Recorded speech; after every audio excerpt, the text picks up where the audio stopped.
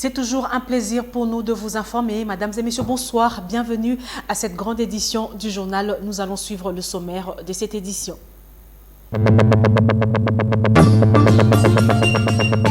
Cérémonie de remise et reprise à la centrale électorale, c'est vendredi 29 octobre 2021. Denis Kadima, président, a pris officiellement possession de ses bureaux à la Commission électorale nationale indépendante et remplace Corneille Nangaa.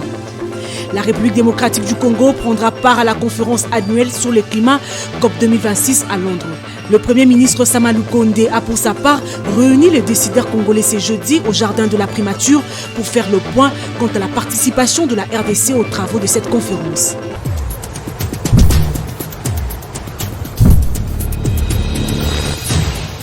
Bonsoir à tous et bienvenue à ce journal. Invité pour représenter l'Afrique au sommet de G20 qui s'ouvre ce samedi à Rome, le président Félix Antoine Tshisekedi Tshilombo est arrivé ce vendredi 29 octobre à Rome en Italie pendant 2 jours, soit le 30 et 31 octobre au Palazzo del Congresso de Rome. Les dirigeants de pays les plus industrialisés plus l'Union européenne vont échanger sur la nécessité de relancer les économies mondiales durement affectées par la pandémie de la Covid-19. Pendant ces 2 jours, ces travaux seront organisés en 3 sessions thématiques, à savoir l'économie et la santé mondiale, le changement climatique et l'environnement, ainsi que le développement durable. Et comme nous l'avons annoncé au sommaire de cette édition, c'est aujourd'hui que Denis Kadima a pris officiellement possession de ce bureau en tant que président de la Commission électorale nationale indépendante CENI. La cérémonie de remise et reprise s'est déroulée en toute cordialité avec l'équipe Corneille Nangaa sortante. Eric Izami, David Tembeni, commentaires et images. Conduite par l'équipe Corneille Nangaa sortante, la nouvelle équipe dirigée par Denis Kadima Kazadi a visité les différents locaux de la centrale électorale congolaise. Pour cette cérémonie de remise et reprise, les sortants ont demandé aux entrants de consolider les points forts et d'en améliorer les faiblesses.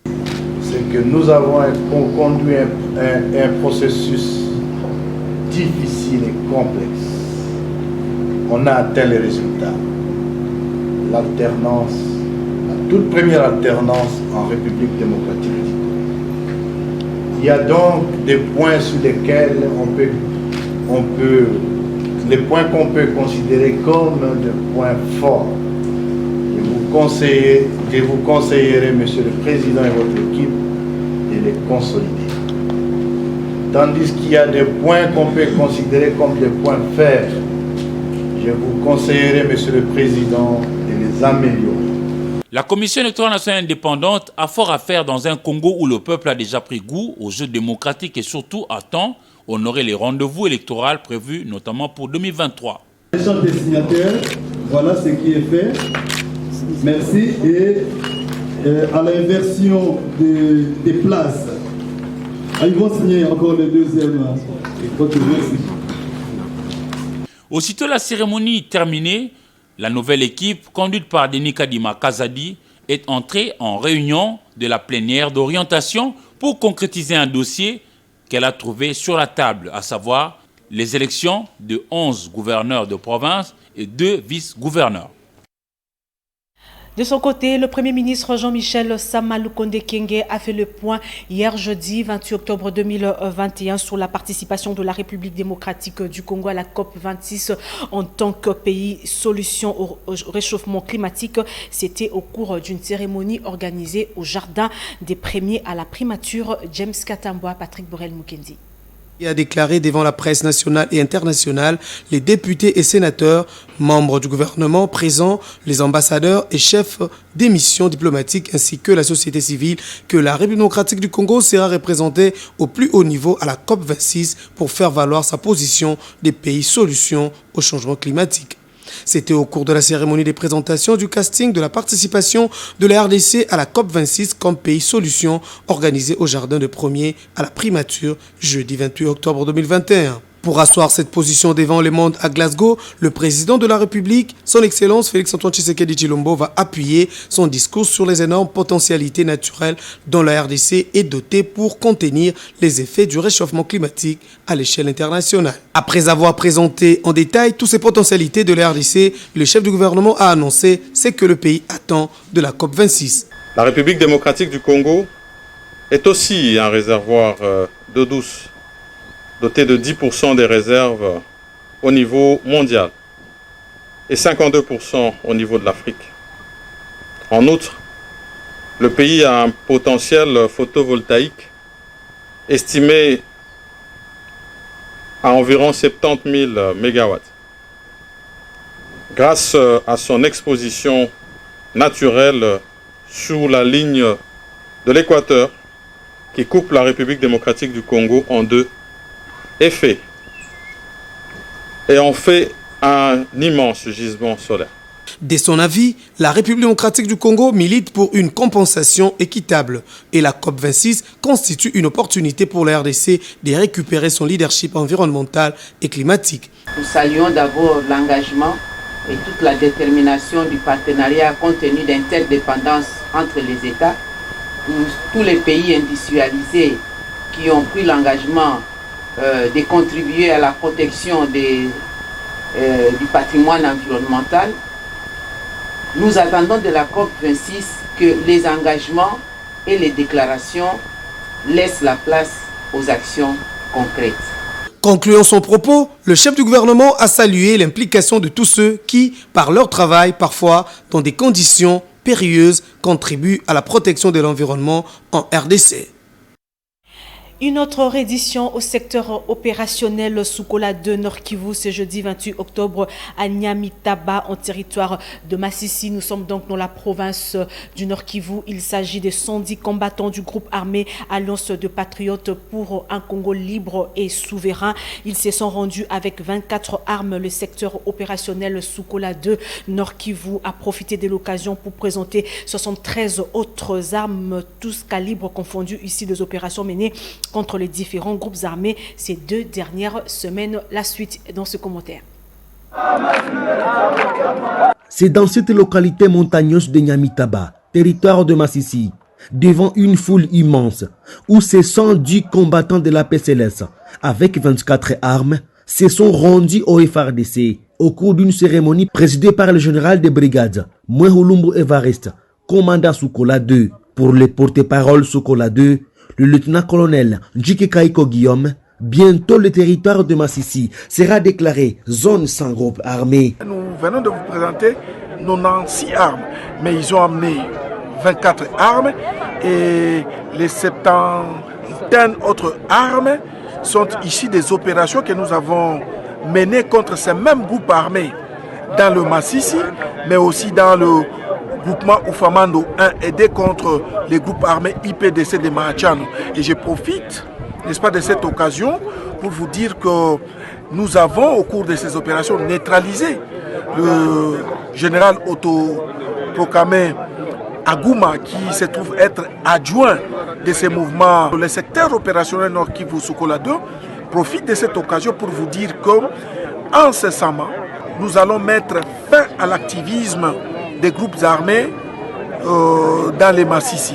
Il s'agit là des efforts fournis par les forces armées de la République démocratique du Congo dans le cadre de l'état de siège. La population de Nyamitaba se réjouit de ces mouvements de reddition car, dit-elle, la paix va s'installer dans leur milliers. Nous sommes joyeux de les voir partir.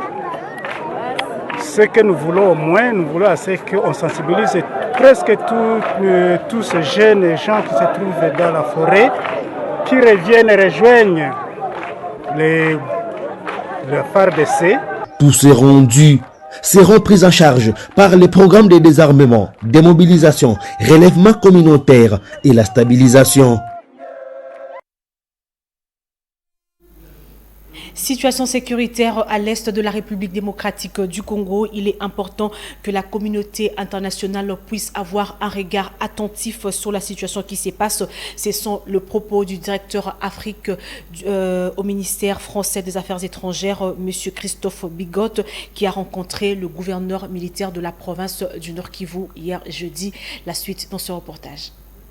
Et je pensais que c'était important de voir le gouverneur pour évoquer avec lui d'abord ce que la France fait pour appuyer la République démocratique du Congo, que ce soit sur le plan culturel. C'est pour ça que j'ai souhaité vraiment venir avec Alexandre Mirles, qui ici notamment anime les instituts français de Goma, mais aussi ce qu'on fait en termes de développement, l'aide de l'Agence française de développement, et puis aussi ce qu'on fait pour appuyer par exemple la formation des militaires congolais, avec notamment les éléments français de Libreville, et aussi l'action en tant que membre permanent du Conseil de sécurité que nous menons.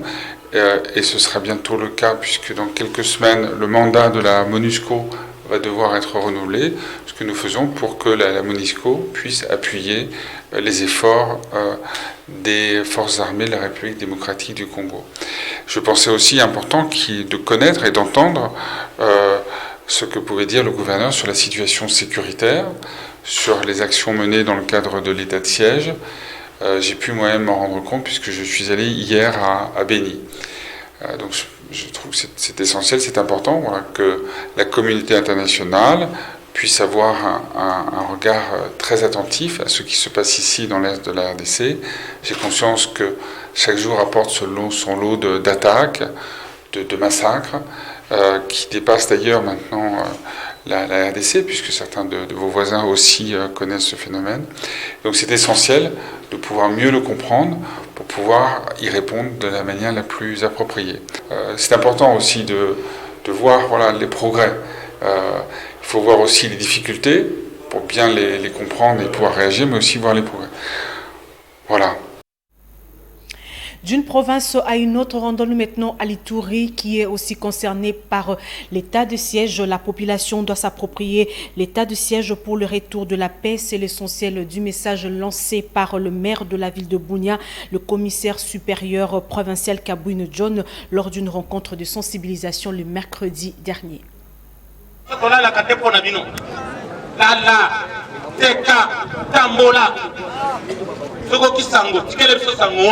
L'appel au soutien des forces armées lancé par les commandants des opérations à Ituri, le lieutenant-général Luboya Kashamadjoni, trouve de plus en plus sa place au sein de la population iturienne qui manifeste un engagement indéfectible d'accompagner l'état de siège vers l'entête de ses objectifs. La paix ou rien, voilà la cause qui réunit en ces jours la population autour des autorités militaires et policières de l'état de siège au terrain Soukissa, situé au quartier Horo, à l'entrée sud de la ville de Bunia. Dans cette rencontre de redynamiser les relations civilo-militaires, le maire de la ville, le commissaire supérieur principal Kabouine John, appelle la population de la ville de Bunia à faire preuve d'une collaboration étroite avec l'administration militaire pour l'aboutissement de l'état de siège. Raviver le patriotisme, faire confiance aux forces armées, combattre les antivaleurs, telles sont les recommandations formulées à l'endroit de la population. Vous savez bien que ce quartier Horo, c'est le quartier le plus réputé chaud de la ville de Bunia.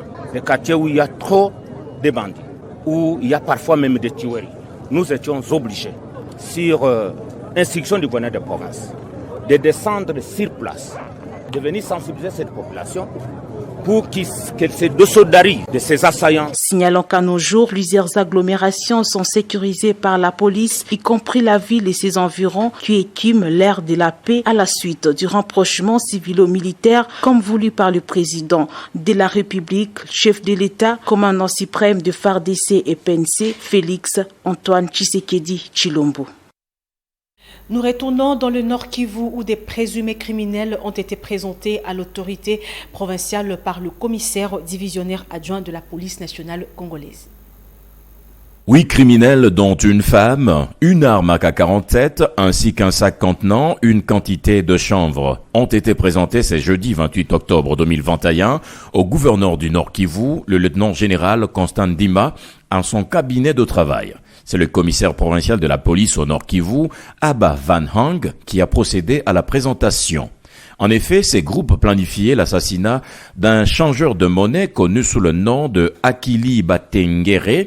Ils auraient déjà commis d'autres crimes dans la ville de Goma. Et un voleur avec sa femme, aussi présenté, leur maison servait de cachette des différents articles volés et du chanvre. Ils nous ont donné toutes leurs manœuvres. C'est ce qu'ils font d'habitude, Excellence. Voilà. Et pas plus que hier, nous avons encore mis la main sur un autre. On a dévalisé une boutique. Tout était parti dans la boutique. Et le matin, ma police criminelle est allée tomber dans la maison où tout cela a été gardé. On a retrouvé tout et la victime est venue à témoigner, on a retrouvé tout. Et le monsieur, il est ici, c'est lui, je me demande, il a transporté tous ses effets. Voilà. Il a transporté ses effets par quel véhicule, c'était comment pour amener dans sa maison, puis c'est trop loin là-bas, là où on avait volé une distance. Voilà un peu des gens qui nous défient, Excellence. Ils sont armés, ils ont ceci et cela. C'est toute une équipe organisée. Ce sont des gens qui ont tué des cambistes à travers cette ville. Nous avons compris leur modus operandi. Le gouverneur Constant Ndima a félicité les éléments des forces de l'ordre pour ce joli coup de filet réalisé et cela permet à la population de recouvrer sa quiétude avec tous les efforts consentis en cette période de l'état de siège. Nous ne lâcherons pas. Nous devons continuer. Peu que vous avez des informations. Merci pour l'équipe que vous avez mis en place, qui doit continuer son travail. Et nous allons continuer dans les tracts, dans les bouclages, dans de ciblage des maisons, s'il y a des renseignements sûrs. Et ainsi de suite pour donner la paix à notre population. Les enquêtes se poursuivent pour dénicher tous les autres malfrats qui conjuguent avec ces groupes, dont le chef de bande déjà identifié. La société Bio-Agrobusiness BAB ne relâche pas. Elle poursuit avec la vente de produits manioc, mais cette fois-ci au marché Gambela. Nous sommes donc à Kinshasa où le grossiste et détaillant se sont bousculés pour s'offrir ces produits de qualité. C'était en présence d'Eric Izami. Après les succès récoltés au marché de la Liberté, c'est maintenant le tour du marché Gambela de bénéficier du programme volontariste créé sous le haut patronage du chef de l'État Félix-Antoine Tshisekedi avec la bénédiction du Premier ministre Sama Lukonde, avec l'appui du ministre de l'Agriculture Désiré Birianze et le directeur général de la société Bio-Agro-Business, BABA en sigle, Kachi Mulumba. Un programme qui met en exergue le secteur agricole congolais à travers la culture du maïs, du manioc et du riz, produits qui, par la suite, seront vendus à la population à un prix défiant toute concurrence sur le marché. Junior Tundushango revient sur l'importance de cette descente à Gambela. Aujourd'hui, comme vous le savez, nous sommes au niveau du marché Gambela pour promouvoir ce produit congolais cultivé sur nos terres au niveau de Mongata. Nous demandons à la population congolaise et à la population quinoise en particulier de venir s'acquérir de ce produit qui est de la meilleure qualité à un prix abordable à toutes les souches. Une vente satisfaisante avec un bel accueil auprès des bénéficiaires qui en demandent encore et encore. Déjà, cette farine est bonne. Et puis, c'est vraiment attirant déjà par son emballage qui est bien pensé. Ce foufou est bon, dit cette femme. Ce n'est pas comme du diata qu'on connaît sur Kinshasa. C'est vraiment du bon foufou. Après les 2 étapes à succès, lors de précédentes ventes, la société BAB compte étendre la vente de ses produits de qualité au rond-point Ngaba et dans d'autres coins de la capitale Kinshasa. Dans le reste de l'actualité, les femmes leaders de la province de l'Ituri doivent être artisanes de paix pour la réussite de l'état de siège dans cette province. C'est l'appel du gouverneur militaire de cette province à l'ouverture d'un atelier sur la mise en place d'une coopération de cette structure. Les femmes leaders de l'Ituri appelaient à consolider les efforts de paix déjà consentis par les autorités militaires de la province de l'Ituri. Message du gouverneur, le lieutenant général Luboyanka Chamadjouni. C'était à l'occasion du lancement officiel d'un atelier de 2 jours. C'est la mise en place d'une coordination de cette structure en Ituri pour l'autorité provinciale. La contribution de la femme est d'une importance capitale pour la reconstruction d'une nation. Que je lance officiellement les réseaux des femmes en province de l'Ituri et vous encourage toutes à demeurer dans l'unité, l'amour du pays et de la province, à cultiver la solidarité et la collaboration afin de construire un lien fort pour un avenir meilleur. Par là, au nom du réseau des femmes leaders venues de Kinshasa, Thérèse Olenga circonscrit l'essence de cette activité. Là où il n'y a pas de paix, ça n'avance pas. Et l'axe numéro 1, en ce qui concerne Aoline, c'est l'implication dans la recherche de la paix. La marche pour mettre ensemble des positions antagonistes et mettre les acteurs ensemble pour pouvoir construire le développement marche, se conjugue avec la paix. Organisées par ONU Femmes, ces assises sont financées par la Norvège.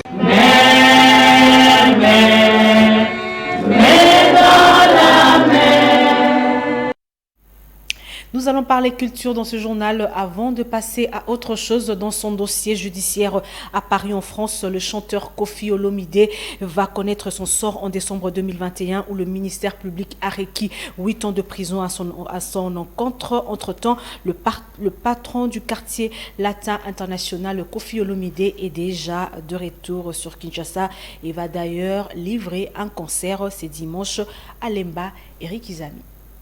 Ramène à Kinshasa, capitale de la RDC, l'artiste Koffi Olomide reste confiant en l'avenir. Mopao Mokondi évoque Dieu créateur et affirme qu'il est bon. Ensuite, il lance une invitation à ses nombreux fans à Lemba, une des communes de la capitale Kinshasa. Arrêtez de douter que Dieu est bon, que Dieu est amour. J'en suis la preuve vivante. Une fois au sol, le voici en bleu. Koffi Olomide heureux de retrouver les siens, dont Jean-Louis Mbanga, qu'il embrasse affectueusement.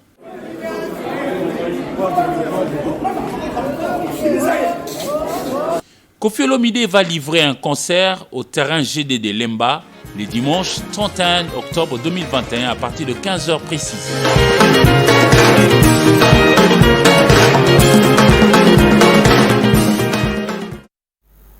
Et sachez aussi que la 8e édition du festival Amani a été annoncée au gouverneur militaire, le lieutenant général Constant Ndima Kogba, donc du Nord Kivu, ce jeudi par une délégation conduite par Magui Rwakabuba. Du festival Amani, programmé pour le mois de février 2022 à Goma, voilà l'objet d'un échange, c'est jeudi 28 octobre 2021, entre la députée nationale Magui Rwakabuba, Guillaume Bissimois, directeur du festival, et le gouverneur du Nord Kivu, Constant Ndima. La délégation est venue présenter le calendrier du déroulement des activités à l'autorité provinciale sous la facilitation de l'honorable Magui Rwakabuba. Une particularité pour cette édition, sa tenue coïncide avec la fin du mandat du président Félix Antoine Tshisekedi à la tête de l'Union africaine. Magui Rwakabuba en parle. On n'a pas pu tenir le festival à cause de la pandémie et juste après, il y a eu éruption volcanique et puis l'état de siège. Alors nous souhaitons que ce festival puisse se tenir pour boucler l'année, le mandat du président de la République à l'Union africaine. Donc ça sera l'occasion aussi encore une fois de lancer le message de paix, de cohabitation entre les peuples et la paix dans notre province et dans la sous-région. Le directeur du festival Amani, Guillaume Bissimois, répare satisfait de l'oreille attentive du chef de l'exécutif provincial du Nord Kivu. Guillaume Bissimois. Je pense que la plus importante chose pour nous, c'est de tenir l'édition 2022 en format normal. C'est très très important. Les innovations pourront être vues dans les années futures, parce qu'il faut d'abord qu'on revienne, qu'on revive encore un moment intense culturellement dans notre province. Engage-toi, engagez-vous, C'est le thème retenu pour cette nouvelle édition.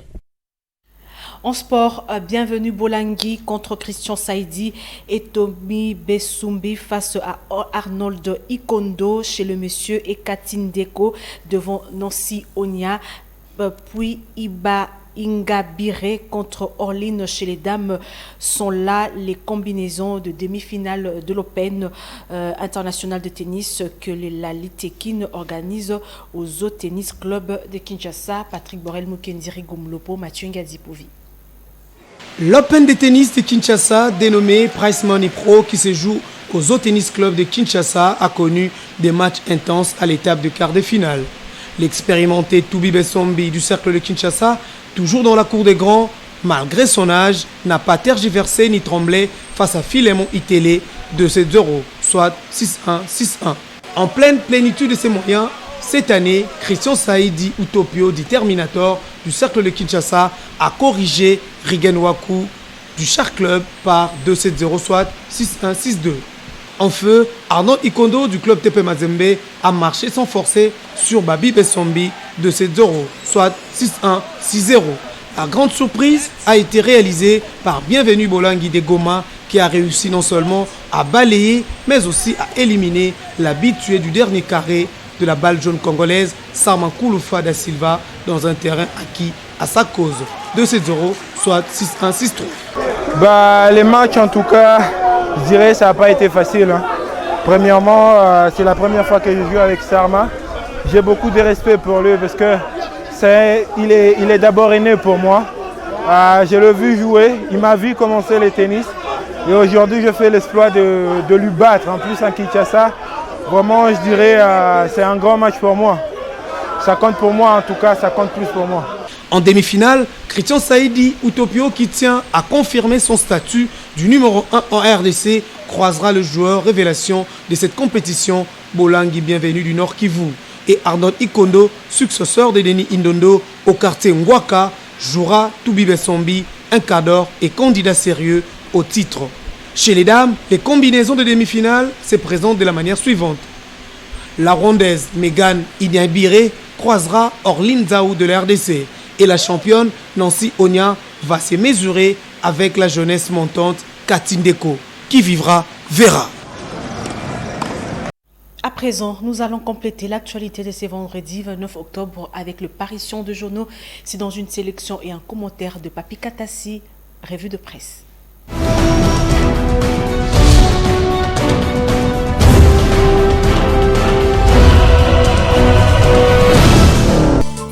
Mesdames et messieurs, bienvenue à toutes et à tous dans cette revue de presse dès ce vendredi 29 octobre 2021.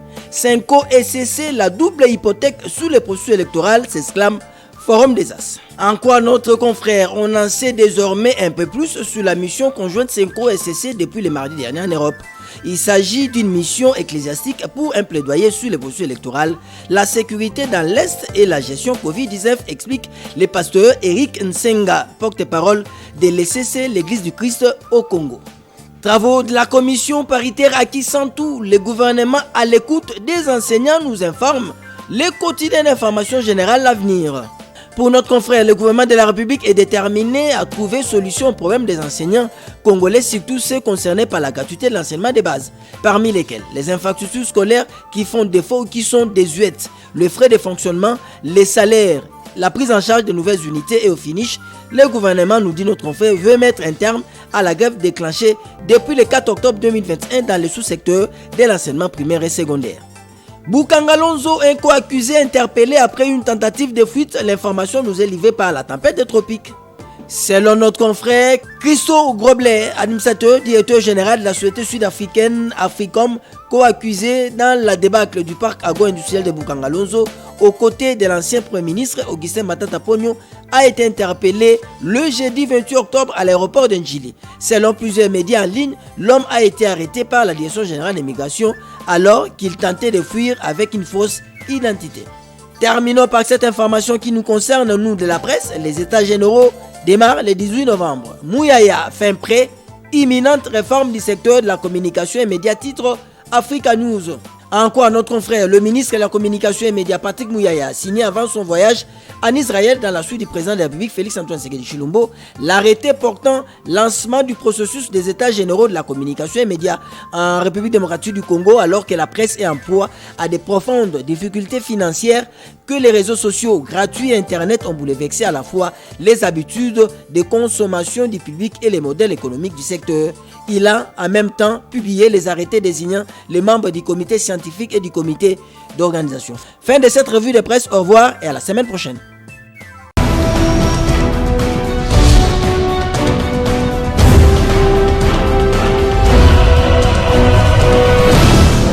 Merci Papi Katassi pour la revue de presse. Ce journal est terminé. Merci à vous tous qui l'avez suivi. Nous allons prendre le rappel des titres. Cérémonie de remise et reprise à la centrale électorale ce vendredi 29 octobre 2021. Denis Kadima, président, a pris officiellement possession de ses bureaux à la Commission électorale nationale indépendante et remplace Corneille Nangaa. La République démocratique du Congo prendra part à la conférence annuelle sur le climat COP 2026 à Londres. Le Premier ministre Samalou Kondé a pour sa part réuni les décideurs congolais ce jeudi au jardin de la primature pour faire le point quant à la participation de la RDC aux travaux de cette conférence.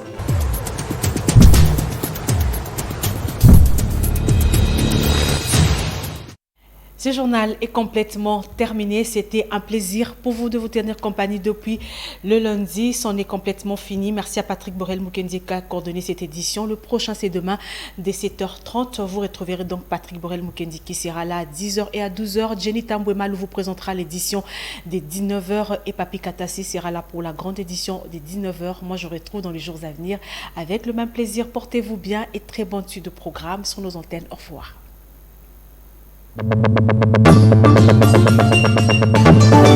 you.